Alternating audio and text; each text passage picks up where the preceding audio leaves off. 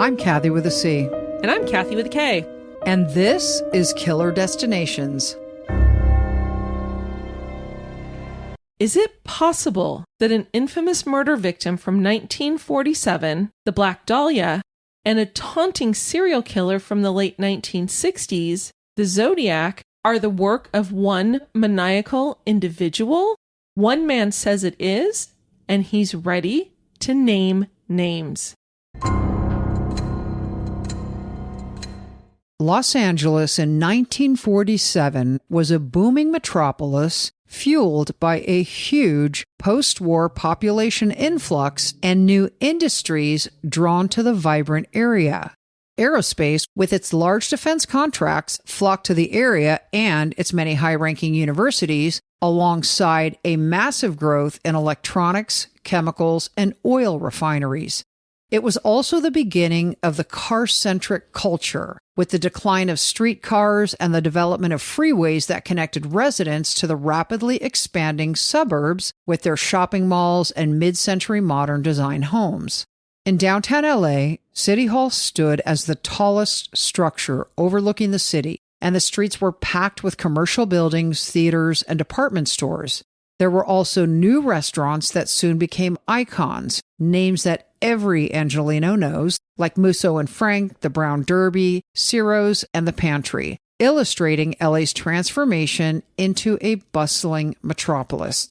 It was under the shine of this glittery era that a young Hollywood hopeful was savagely murdered and grotesquely displayed. She became one of LA's most notorious cold cases. But it wasn't until almost 80 years later that a serial killer who had terrorized Northern California in the late 1960s was reportedly connected to the fascinating mystery of who killed this hopeful young starlet. So today's episode is going to be a little bit different than the ones we usually do because we are actually going to be talking about a current story that delves into the past. As I think many true crime fans learned shortly before Christmas, a man named Alex Baber and his company has come out and said not only did they figure out who the Zodiac killer was, but they were also able to link it as the same person who killed Elizabeth Short, known as the Black Dahlia. So for those of you who might not know about either case or know a lot about one or the other, we're going to start with just brief summaries, and then we're going to get into what Alex Baber is now saying is behind his claim that the murders have been solved. So we're first going to talk about Elizabeth Short, known as the Black Dahlia.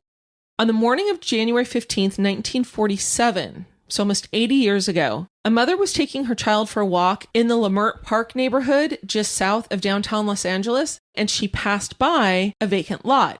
Kath, as she passed this vacant lot, and imagine it's dirt with all sorts of weeds and everything growing up around it, she saw what she thought was a mannequin just a few feet off the sidewalk. But as she got closer and closer to what she thought was a mannequin, she realized it was actually the body of a young woman. Now, when police arrived, they found a young woman whose body had been neatly cut completely in half, bisected, and the reason we're saying neatly is because there weren't any jagged bones or skin. Her organs had also been completely removed and were placed on the side of the body. And then also near the body were several empty concrete bags, and police believed that they had likely been used to transport the body to the vacant lot. In addition to being bisected, the body had several areas of mutilation. She had clearly been struck numerous times on her head with a heavy object, and then she had chunks of flesh removed. One was from an upper arm, one was from a leg. And then worst of all, she had what is referred to as a Cheshire smile, which basically means they carved a smile from her lips to her ears. But despite this extensive mutilation and all the cuts on the body, there wasn't a drop of blood at the scene, indicating that the young woman had been killed elsewhere. Now, there were no personal effects left with the body, so the LAPD reached out to the FBI for assistance, and using fingerprints, they were able to identify the victim as 22-year-old Massachusetts native and Hollywood hopeful Elizabeth Short. The autopsy revealed that she had likely been dead for 10 to 12 hours when she was discovered, and the cause of death was determined to be cerebral hemorrhage and shock, the hemorrhage being attributed to the heavy blows on her face. And, what's interesting, Kathy, is I think so many people know the term the Black Dahlia and associate it with Elizabeth Short, but this name was actually something that she was dubbed by the press. And it was based on a couple of things. One, her hair had been dyed black. Her normal hair color was just like a chestnut brown. And friends said that she preferred black clothing. Now, in addition, there was a popular crime movie in theaters at the time called The Blue Dahlia. And a dahlia is a flower. And so, bing, bang, bong, they mixed it all together and they came up with the Black Dahlia. Exactly. And I think there's also a picture of Elizabeth Short with a flower in her hair. Yes. I don't believe it's a dahlia, but she did like to wear flowers in her hair. Exactly. Combined with all of that, Bing, bang, bong, it's going to stick. Bing, bang, bong. Now, a big development occurred just a little over a week later when the killer contacted the press. An envelope addressed to the Los Angeles Examiner and other Los Angeles newspapers was mailed and included a letter assembled from words cut out of the movie ads of a newspaper page and included the phrase, "Heaven is here," from the ad for a movie called Stairway to Heaven. The letter said, "Here is Dahlia's belongings." And these belongings included Elizabeth Short's birth certificate and an address book, business cards, and some photographs. All of them had been cleaned with gasoline, and it turned out that her body had also been cleaned with gasoline to remove any prints. The FBI, which had been running record checks on potential suspects, actually interviewed each one of the 75 men listed in her address book, but nothing went anywhere and nobody was charged. Now, in addition, based on suspicions that the murderer might have had skills in dissection because, as we said, the body was so cleanly cut and had been drained completely of blood, agents were also asked to check out a group of students at the University of Southern California Medical School. And when they did, nobody emerged as a leading suspect. Now, although the Black Dahlia case became one of the country's most famous cold cases, and of course, we're now at 79 years in 2026, it wasn't for a lack of effort by law enforcement. Over 750 investigators from varying agencies were involved in the case, hundreds of interviews were conducted, and a $10,000 reward, which is $145,000 in 2026 dollars, was offered for information about the case. But no major progress was ever made because there was no physical evidence to help identify the perpetrator. And then in addition, in the months and years that followed, more than 60 people came forward and falsely confessed that they had committed the crime. And this, Kath, was actually in addition to the hundreds of people who called and said, my neighbor, my husband, my boyfriend, my brother, whomever. Exactly. They did it. Mm-hmm. All right, so now we're going to talk about the Zodiac killer. And as all of you guys know, the Zodiac is a pseudonym for an unidentified serial killer who murdered at least 5 people in the San Francisco Bay Area between December 1968 and October 1969.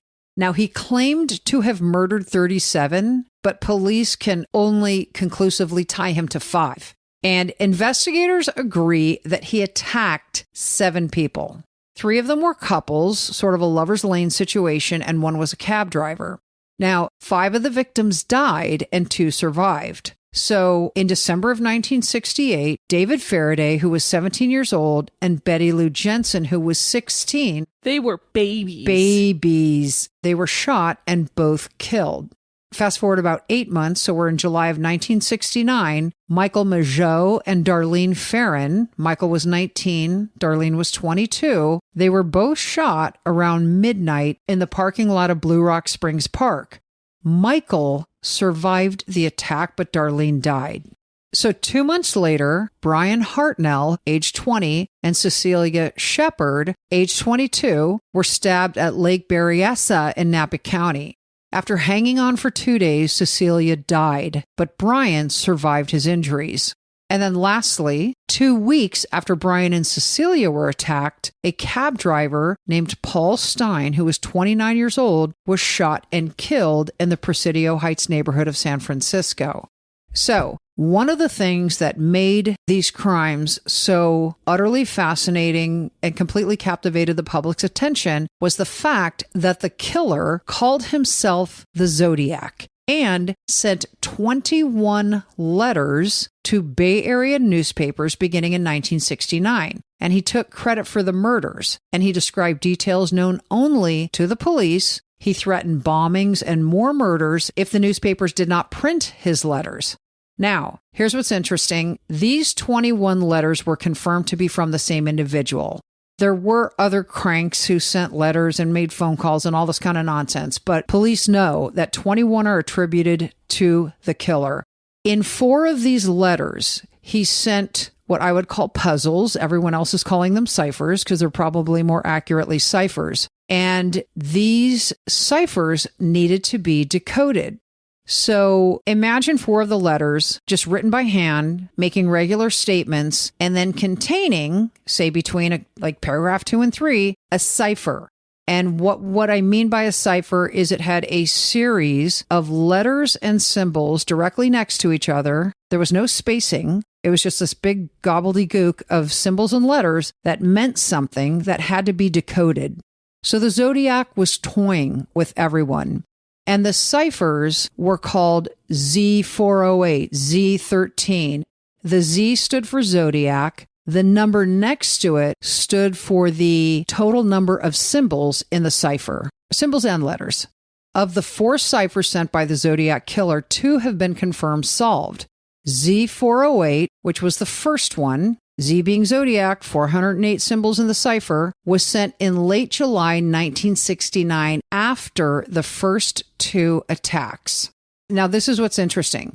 This cipher was sent in segments, and it was sent to 3 different newspapers. And each of the newspapers received a different segment, and the Zodiac killer directed them to publish the ciphers. All of them did. And here's the crazy thing. This cipher was solved a week later by amateur code breakers Donald and Betty Harden from Salinas, California. I absolutely love that. Just like rock stars. I know. Do you know how many people I'm sure were like, oh, challenge, I'm doing it. You know what I mean? Oh, totally. You know, Betty's like, I do love the funnies, and I love how they have crossword puzzles and word searches. I bet I can do this. She's probably like, Donald, get over here. We can do this. All right. So Z408 read, I like killing people because it is so much fun. It is more fun than killing wild game in the forest because man is the most dangerous animal of all. To kill something gives me the most thrilling experience. It is even better than getting your rocks off with a girl. The best part of it is that when I die, I will be reborn in paradise and all that I have killed will become my slaves. I will not give you my name because you will try to slow down or stop my collecting of slaves for my afterlife. So the decoded message didn't reveal his identity as initially promised, but rather it contained the boastful message that he liked killing people because it was so much fun. The Zodiac's last letter was received by the San Francisco Chronicle in 1974. In the letter, the Zodiac claimed to have killed 37 people, one of which was a 1966 murder of a woman in Riverside, California, which is in Southern California, and this victim was Sherry Jo Bates. Now, we know Sherry Jo. So for our Patreon, our subscribers get bonus episodes every month. And the one that we did in November actually was the case of Sherry Jo Bates. It was believed that she was the Zodiac killer's very first victim.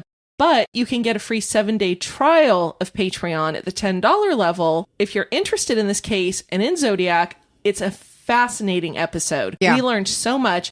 So you can go to patreon.com, type in Killer Destinations when it comes up, sign up for the free 7-day trial, and take a listen. Exactly. You guys got to do it. It's a good episode. Kath, one little side note. These letters by the Zodiac were sent between 1969 and 1974, and in the first sentence of the third letter, the writer identified himself, this is the Zodiac speaking. So that's obviously how he became the Zodiac killer, and he signed his letters with a symbol. And it's basically a symbol that resembles the crosshairs of a gun sight. It's like, remember when you were little and like Wile E. Coyote cartoon was in the crosshairs? Right. Exactly. That's a great example. Exactly. I like it. One of the journalists who spent a lot of time on this case was a guy named Paul Avery, and he worked for the San Francisco Chronicle. And when the letters were sent to the San Francisco Chronicle, they were addressed to him. Okay, so in one of the letters, the Zodiac requested to speak with attorney Melvin Belli, who was a very famous attorney, live on air. And I cannot remember the name of the show that actually hosted him. It was like the Dawn Shepard show. It was something like that. Anyway, you guys can look this up on YouTube. And so somebody calls in and was like, This is the Zodiac speaking. You can tell Melvin Belli and the host were trying to keep the caller on the line, but he only said a couple things before he hung up. Right. And one of the things that I guess he had intimated in the letter is that he kind of wanted legal advice from Belli because he didn't want to go to the gas chamber. Right. And it's the Jim Dunbar show. Thankfully, you spoke long enough that I was able to look it up. And by speaking long enough, it was like 12 seconds. Anyway, despite several theories about the Zodiac's true identity, the only suspect police ever named was a man named Arthur Lee Allen, who was a former elementary school teacher and a convicted sex offender who died in 1992. He was eliminated-ish because of physical evidence. For example, his palm print and his fingerprints didn't match those found at the crime scene.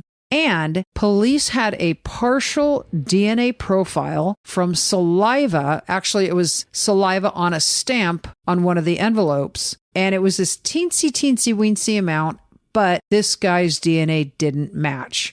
And Kathy, a lot of people have questioned the reliability of using that DNA sample because it was so tiny. And they couldn't make a full genetic profile anyway. But not only that, he didn't necessarily lick the stamp himself. Oh, the killer, you're saying? Exactly. That's true. He might have had his dog do it. Yeah. He turns to his wife, honey, open your mouth. Exactly. If you are a killer and you can create those crazy ciphers, then you're not a dum-dum. So after the first encrypted cipher that, as we said, was solved by Donald and Betty in a week, the Zodiac ciphers became more complicated. Now, the first one we said was Z408, so Zodiac with 408 characters. The second one was Z340, and Kath, it was not decoded until December 2020, 51 years after it was sent to the newspapers in November 1969. In this case, it was a team of code breakers who decided to try and crack the code specifically because they knew it would be a challenge. The three men were David Oranchak, Sam Blake, and what I believe is Jarl Van Eyck. They used software to help them break the cipher, and ultimately what they found the message to reveal was, I hope you are having lots of fun in trying to catch me. That wasn't me on the TV show. Which brings up a point about me. I am not afraid of the gas chamber because it will send me to paradise all the sooner because I now have enough slaves to work for me where everyone else has nothing when they reach paradise, so they are afraid of death. I am not afraid because I know that my new life will be an easy one in paradise, death.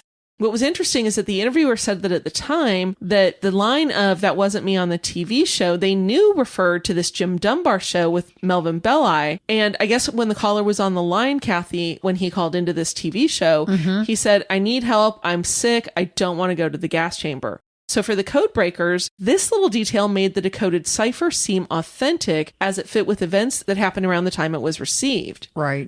And then, of course, the rest of the message also seemed quite in character for the Zodiac killer. You know, I'm great. I did it. Can't catch me. I'm the gingerbread man. All those kinds of things. I'm paraphrasing. I like that. The gingerbread man. Now, this team of three code breakers submitted their solution to the FBI. And a year later, so on December 28th, 2021, the FBI confirmed they had correctly broken the cipher. So now here we are, and two of the ciphers remained unsolved. Or is it just one? The two shorter ciphers, Z13, which was sent in April 1970, and Z32, sent in June of 1970, remained unsolved. But on December 22nd, 2025, just a few weeks ago, in a world-exclusive interview in the Daily Mail, journalists Rachel Sharp and Josh Boswell broke the story that Alex Baber, the co-founder of a company called Cold Case Consultants of America, claimed he had finally cracked the Z13 cipher using AI, newly released census records, and classic cryptography. And, according to Baber, the cipher included the Zodiac killer's true name. But that wasn't all. Alex Baber said he also concluded that the Zodiac killer and the person who murdered the Black Dahlia, Elizabeth Short, were the same man. And according to Baber, the man's name is Marvin Merrill. His real name turned out to be Marvin Margolis because as we get into it, we'll tell you why he changed his name. According to the podcast Killer in the Code, and this is about Alex Baber's discovery, the podcast is actually hosted by famous author and Kathy's favorite, Michael Connolly. So call us, please. I'll give you Kathy's number. Exactly. Michael Connolly is my freaking favorite author. I love him. I love him. Love him. Love you, Michael. Kisses. I'm totally putting that in. And nothing you can say will make that come out. Michael Connolly's going to hear us and be like, ew. I know. He's like, another woman like that? But anyways, according to this podcast, Alex Baber said that he originally set out to try and solve the Zodiac murders and unmask the killer. And the first step was solving the two unsolved ciphers, Z13 and Z32. And understandably, they knew that these were harder to solve because one of the things people looked for when they were trying to solve the ciphers was a pattern of letters throughout that would help them know, oh, are these duplicate letters? Oh, is that the word the? You know, things that would just kind of fall into place. And the fewer characters, the fewer patterns. So Z13, though, was particularly captivating to Baber because the cipher was sent with a note that said, "This is the Zodiac speaking. By the way, have you cracked the last cipher I sent you?" And remember, this last cipher had been sent in November 1969, and it took 51 years to solve. But anyways, it said, "By the way, have you cracked the last cipher I sent you? My name is ... And after those words were 13 letters and symbols. So, of course, Alex Baber believes this is the man's name. So 4 years ago, this was just after Z340 was solved, Alex Baber began his quest to solve Z13 and unmask the Zodiac Killer once and for all. He thought with AI advancements moving forward by leaps and bounds, that could be the solution. So, Kath, what he did is, knowing that the Z13 cipher that he had was assumed to be the actual name of the killer, he designed a computer program to compile a list of first and last names in the United States that totaled 13 letters. That would include you. It would include me. It also includes my sister. Oh. Kath, the original list contained 71 million names.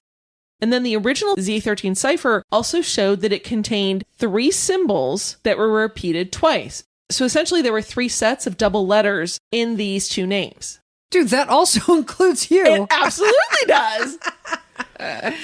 Although you're not old enough to be the killer, but anyway. I'm not, but still. But you have those instincts. I definitely do. Thank you to all of our listeners. But there was a 4th symbol that was repeated 3 times. I'm trying to think if you have that. I do not. You do not. You do not. You no. do not. Wah, wah. Wah, wah. I'm eliminated. You're not the killer. But of course, this narrowed the potential suspects even further. And then Alex Baber added additional qualifiers.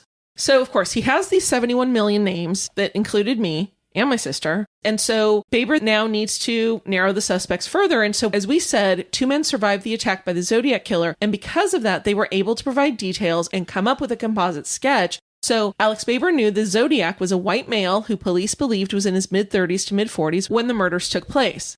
So he went through and did that. We're still looking at a few million people. And then he went through census records and military records and on. And he was able to narrow the number from 71 million to 14. Alex Baber then went through the final 14 possibilities, and Kathy was actually able to eliminate 13 of them by utilizing additional qualifying factors such as height, background, and proximity to Northern California, where the murders occurred. And that left just one name: Marvin Merrill. So Alex's company, Cold Case Consultants of America, started doing an even deeper dive into Marvin Merrill. And they were able to place Merrill in Northern California at the time of the Zodiac killings, but then found records that he'd been in Oceanside, California in 1971 and was charged with 5 counts of fraud and spent 3 years on probation. And Kat, this jived with the period of time when the Zodiac had gone silent. But what's weird about that too, though, Kath, is that he was on probation. He wasn't locked up. Yeah, I don't know how wrapped up he was in the fraud system. Right. And when you're on probation, oftentimes you can't go outside a certain county. As long as you're not caught. I just mean that, like, there wasn't anything physically barring him from leaving that county, like a jail cell. Right. I mean, if his convictions did not include jail time, then you are correct. And it looks like it didn't. It looks like he just got probation for it. Okay. But, But it's just something to point out. That was all. Exactly.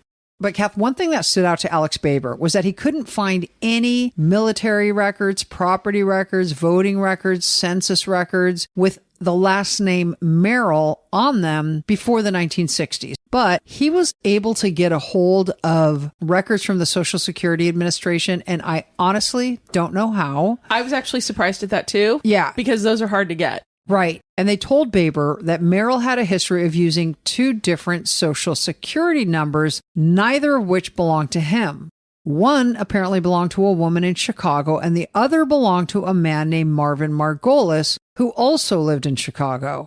And the Social Security record showed that Marvin Merrill was apparently an alias for Marvin Margolis. And Kathy, in the Daily Mail article that I had referenced earlier, Alex Baber had said, you have Marvin Merrill and Marvin Margolis, and you're looking at, like, are these the same men? Is it just a coincidence that they have the same Social Security number? And so what Alex Baber did is he looked at the birthplace and birth date of both men, and they both had the exact same place of birth and date of birth. So he knew that they were one and the same person. Exactly. Okay, so Baber now is like, okay, why did he use this fictitious name? What's going on? And so he dug deeper because he assumed that Marvin Merrill was doing something illegal when he was Marvin Margolis, and that's why he changed his name. So he kept digging, and through military records related to Marvin Margolis, it showed that he had served as a hospital corpsman attached to a Marine battalion during World War II. After being discharged, he returned to Chicago, but turned up in California in 1946. So he was living in Hollywood and taking pre-med classes at the University of Southern California. So now Baber knows, like, okay, Margolis and Merrill are the same people. Then Baber had a mind-blowing moment. So he's digging deep into who Marvin Margolis was, and he's pulling up any records he can. And he discovered that Marvin Margolis' name was listed in a 1951 grand jury report. I have no idea how he got this, but the grand jury had been convened 2 years prior, so in 1949, for the purpose of looking into the unsolved murder of Elizabeth Short, the Black Dahlia. And the report that Baber found said Margolis had been one of the prime suspects in her murder. Now, Kat, as you know, we just said he attended USC Medical School. And remember, when she died, they actually went and interviewed med students, assuming that her killer was familiar with surgical techniques. Right. And honestly, it's a lot easier to go to a med school than to look at every single doctor in Los Angeles. Right. And so not only was Marvin Margolis a pre-med student, it turns out he actually lived with Elizabeth Short as her boyfriend for a very short period of time, just months before her murder. So for 2 years, the grand jury heard testimony from witnesses, including the lead investigators in the case, who provided the jury with a list of 21 possible suspects in Elizabeth's murder. And according to this grand jury report, what brought Margolis to the attention of detectives was that they found out that they had lived together just 3 months before, and he initially did not admit that when detectives came to USC. Another important point, though, we said that he lived for a very short time. We're not talking months. Right. We're talking 12 days. 12 days. Yeah. And he lived with Elizabeth Short and another couple. And I think, did the three of them live together and then he joined them, or how did that go? Marvin Margolis was friends with the couple, and Elizabeth Short was brought in because they had started dating. And everything that I read about Elizabeth Short is that she was very transient because, like, she would go from boarding house to motel to boarding house. You know, there were so many people in Hollywood, especially young women, who were just looking for that break. Right. Were working odd jobs or, part-time jobs to be able to get it. And so my understanding is that LA at the time very much catered to a transient population. Right. So according to a December 23rd, 2025 article in the Los Angeles Times by Christopher Goffard, once detectives found out that Elizabeth and Marvin Margolis lived together for a brief period of time, they gave him a really, really hard look. Now, they knew he was in medical school, but they also found out that he was a World War II veteran who served in the medical corps and who had expressed an eagerness to practice surgery. However, despite the grand jury being given evidence about Marvin Margolis and despite detectives' best efforts to uncover any connection between him and Elizabeth's murder, he was never arrested. And he was never arrested because there was no direct evidence that they uncovered. So he returned to his hometown, Chicago. And unbeknownst to police, he subsequently changed his name to Marvin Merrill, and as far as we know, had no further contact with police. So that's where we are so far with Alex Baber's efforts to connect the two. Honestly, I'm not convinced yet. And I'm not saying that I think he's wrong. I'm just saying that if you have a murder 80 years later... You just think the coffin has not been nailed shut. Exactly. Yeah. And it's difficult in these situations Totally. where it's not like there's abounding DNA. Right. And even if it had been kept, is it degraded by now? Yeah. I mean, right? Who knows? And all of the players are dead. Right. So anyways, there is still a lot of vetting to do, which is something that Alex Baber has said, and there's other things that they're doing. But there are two people who are questioning Alex's claims that Marvin Merrill is the killer. Now, the first person who's questioning this is Marvin Merrill's youngest son. But this man, when he spoke to the Daily Mail, asked to remain anonymous. And he's in this article that we had talked about. Now, apparently, his youngest son handed over boxes upon boxes to Alex Baber containing more than 200 items that once belonged to his father, but the son says he still remains skeptical that he's in fact the son of a serial killer. And part of that, actually, Kathy, is also because when Alex Baber was talking about Marvin Margolis changing his name to Marvin Merrill, it was he had to have been doing something nefarious or something that would have gotten him in trouble. That's the only reason to change a name. Well, the son says actually there's another reason for it. Merrill's son said that his father had always let them know that he had changed his name when he was younger. And he said he did so because he had gone to Atlanta after living in Chicago for a time, and he was a car salesman, but he faced significant anti-Semitism in the area because nobody wanted to do business with somebody with a Jewish last name. And so, as a result, he changed his name to a much plainer name so it didn't have any sort of ethnic or religious connotation. But some of the things that were in the boxes that the son shared with Baber, one of them was a bayonet, and near the hilt, this is the part by the handle, there were two engraved symbols. One of the symbols was an upside down 8, so the larger part of the 8 is now on the top, and the number is surrounded by a circle. This was one of the symbols found in one of the Zodiac's ciphers. The other symbol that was on the bayonet hilt was not seen in any of the ciphers. Alex Baber said the bayonet was something that Merrill brought back with him after the war, but the son said his dad told him he had brought it back from Korea.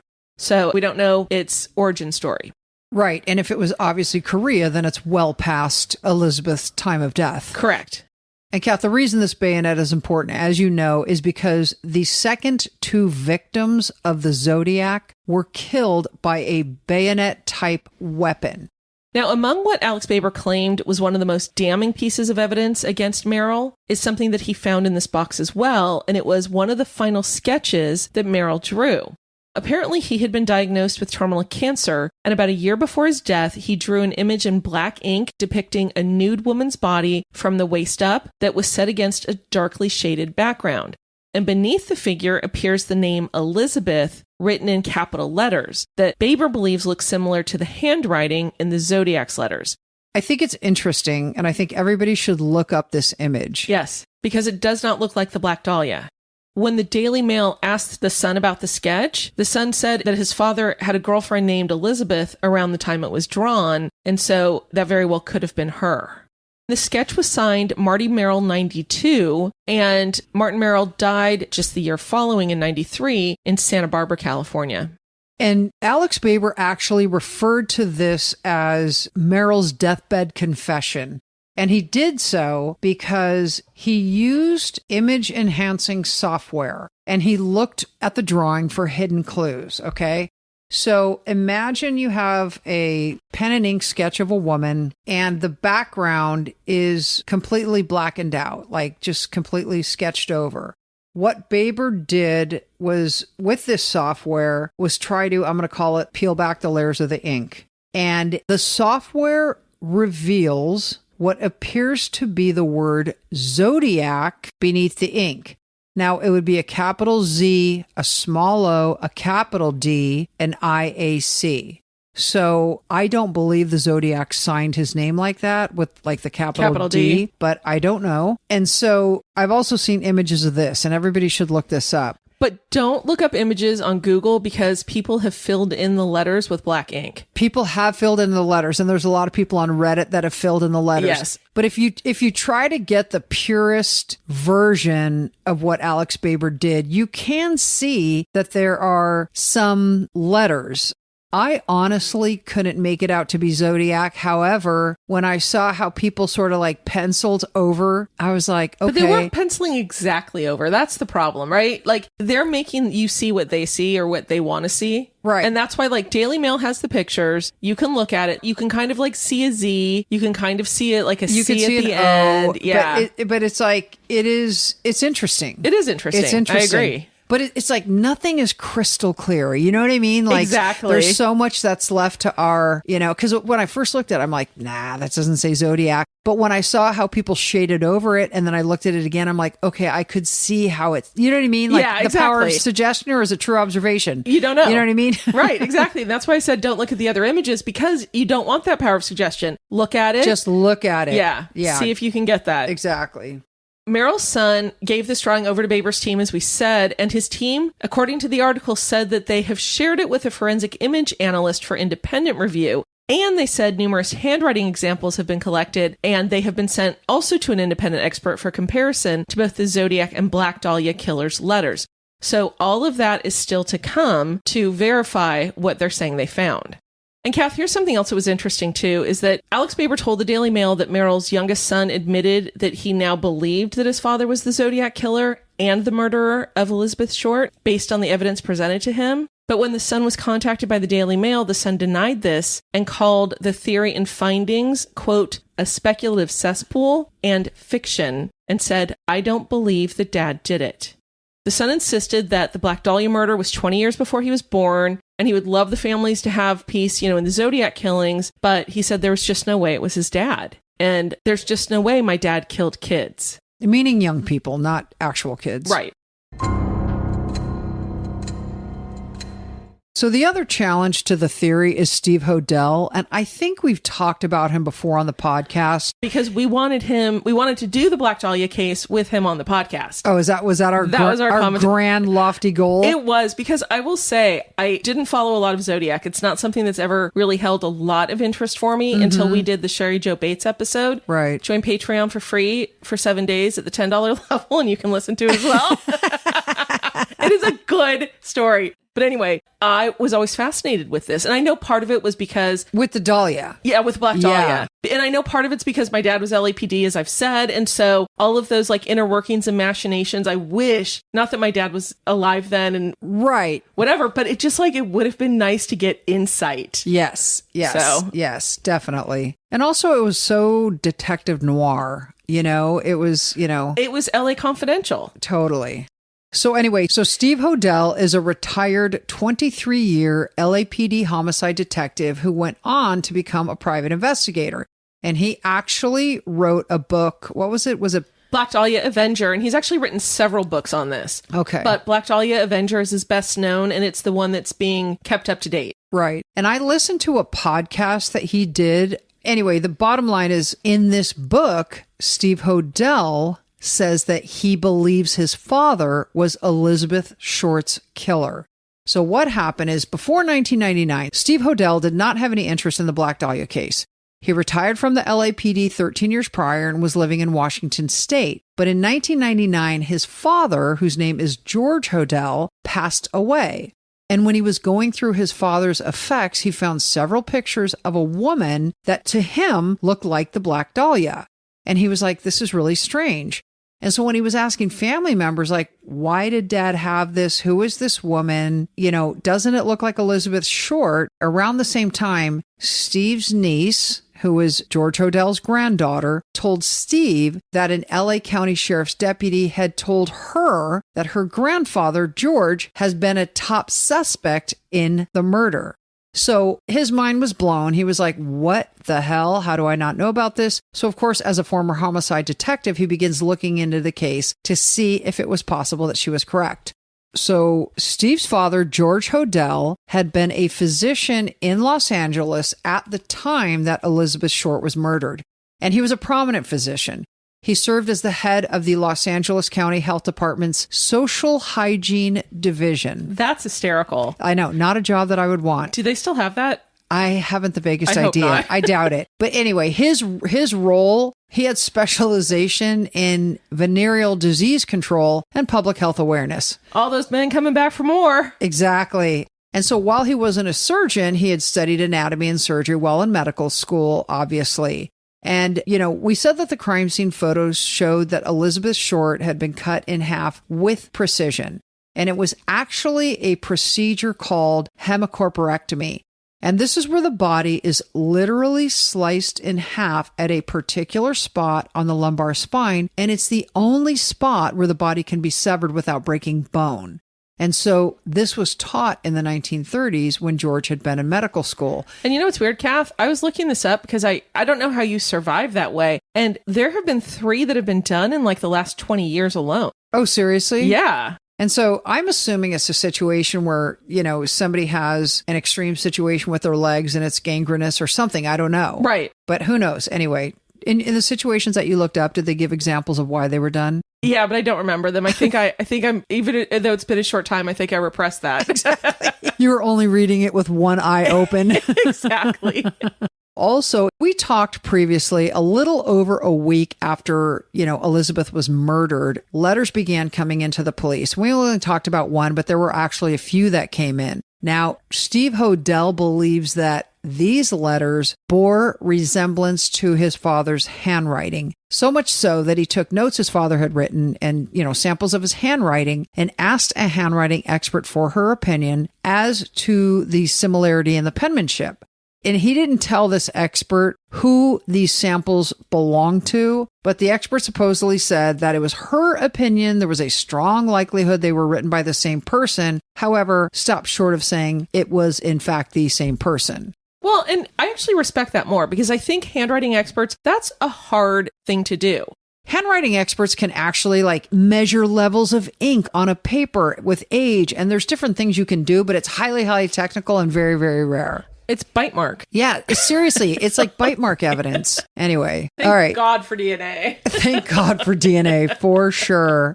In addition to all this stuff, Steve Hodel went through state records and did Freedom of Information Act requests for FBI files and things like that. And what he got were files from law enforcement that showed his father topped the LAPD's list of suspects at the time of the crime. And so one of the things that Steve did is he found a folder containing receipts for contracting work on his childhood home. And one of the receipts showed a purchase a few days before Elizabeth's murder of 10 5-pound bags of concrete. And these bags were the same size and brand found near Elizabeth's body. And as we said previously, police believed that her killer used this to carry her to the place where she was dumped. In 2001, this is now 2 years after researching his father's potential involvement, Steve Hodel turned to a man named Stephen K. This was an acquaintance who he knew through the district attorney's office, and at the time, Stephen K. was the head deputy district attorney. Now, Steve Hodel still wasn't sure he could prove beyond a reasonable doubt that his father was the Black Dahlia killer, but he was convinced his investigation had unearthed enough new material to justify a fresh look from law enforcement officials. So, Deputy District Attorney K agreed to review Steve's work, and 6 weeks later, Deputy District Attorney K responded with a letter that said, "Thanks to some great detective work by his courageous son Steve, the name of Dr. George Hodel will live in infamy." K added that if George were still alive, he would file murder charges against him. So it was at this point that Steve Hodel wrote his first book, which became a best-selling book about the case. And there was a journalist at the Los Angeles Times at the time. His name was Steve Lopez. Lots of Steves flying around this place. And while fact-checking his column, Steve Lopez went to the Los Angeles District Attorney's office to get more information on the murder, and they actually complied, which I'm not sure why that surprised me, but it did. But he's a pretty well-known columnist. Maybe that's why. Really? Yeah. Okay. And so the DA's office actually gave him information that they had found in a basement safe in the district attorney's office. That is so crazy. Isn't it? It was a stack of files, and it had everything from financial records to records from George Hodell's private practice. As we said, he worked for the county, but he also had a private practice as a VD doctor. Right. And so Lopez was going through all of this, and he came across some really interesting things. In February of 1950, so this is just 3 years after the Black Dahlia, Elizabeth Short, was murdered, there was a recording of a conversation between George and another person. Now, they only got George's side of the conversation because it was a phone call, and it was not the phone that was being bugged. It was the downstairs room that George Hodell used as a workspace. He had a secretary named Ruth Spalding, and she had died a couple of years before Black Dahlia. It was 1945. And it looked like there'd been an investigation into George Hodell for cooking the books. Right. And Ruth had been a secretary for a really long time. It was one of those things where she knew everything. Right. And you didn't want to get her to turn on you. And so she was a middle-aged woman. She was probably 37. Probably. But she actually died of a barbiturate overdose, even though she was not known to use drugs or alcohol. And so there was suspicion on Hodell because they were in the middle of this investigation. You're right. They were in the middle of this fraud investigation. Right. So what he was alleged to have been doing was that when patients came in, he would write down on paper that this lady had gonorrhea, and he would bill for laboratory tests that he actually never administered. And so there was a letter from this one woman who was so horrified that she was accused of having gonorrhea. And she had been on vacation, right? Yes. Like, she's like, there's no way I could have gonorrhea. There's no way. Like, I didn't do these tests. Basically, it's all fraud. But I don't want to come forward because then I'm going to be known as the lady with gonorrhea. Exactly. So her letter said, upon my death, you can release this information. And as far as we know, she wasn't killed. But yeah, exactly. But Ruth was aware of it. Ruth confirmed for her that no tests had been run. Right. But said, I'm required to send you this per my boss. Exactly. Like, the doctor said I have to send these bills out. Exactly. So Ruth dies. That's 1945. There was always suspicion on George Hodell. It didn't go anywhere, though, because he was a high-ranking county official, and that's what mattered back then. Right. So some of these transcripts came from a bug that was in this office, and one of them was in February of 1950, so this is 3 years after Elizabeth Short had been killed, and it basically just notes that it says, woman screamed again, and then in parentheses, it should be noted, the woman not heard before the scream. Okay. I'm really glad I wasn't that woman because I would have liked them to have run in and helped me if they heard me screaming. Exactly. Oh, listen, a lady's screaming in his basement. Yeah. Huh. The end. You want to go to lunch? You want to go to lunch? But later in the day, they have it recorded that George Hodell talked to apparently a confidant and said, realize there was nothing I could do, put a pillow over her head and cover her with a blanket. Get a taxi, expired 12:59 p.m., and I'm guessing that's when she died. They thought there was something fishy. Anyway, now they may have figured it out. Killed her. Maybe I did kill my secretary. So the surveillance continued. I don't know when this next comment was, but George Hodell said, supposing I did kill the Black Dahlia. They couldn't prove it now. They can't talk to my secretary anymore. She's dead. And the reason that's important is because, these bugs were happening as a result of the Black Dahlia investigation. Correct. Not his fraud investigation. But they suspected that he had met Elizabeth Short as a patient at his practice. And the person who could have verified that was his secretary, Ruth Spalding. But she had died 2 years prior. And so now they're wondering, did he kill her to hide, all the stuff, not just why. The fraud, but, the Elizabeth Smart stuff. Much. Exactly. We don't know. So Alex Baber said his team had shared Marvin Merrill's drawing of Elizabeth to a forensic image analyst for review, and numerous handwriting samples for both the Zodiac and Black Dahlia letters also have been sent for review. So we now await that.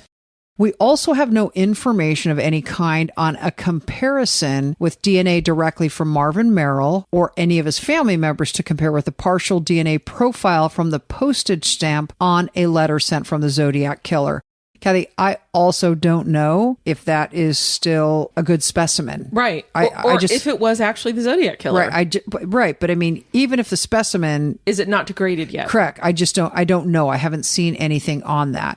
So a lot is to be continued. Exactly. And but we just wanted to start the conversation. Yeah. And we'll keep you updated. We'll as he reveals more information, we will share it with you.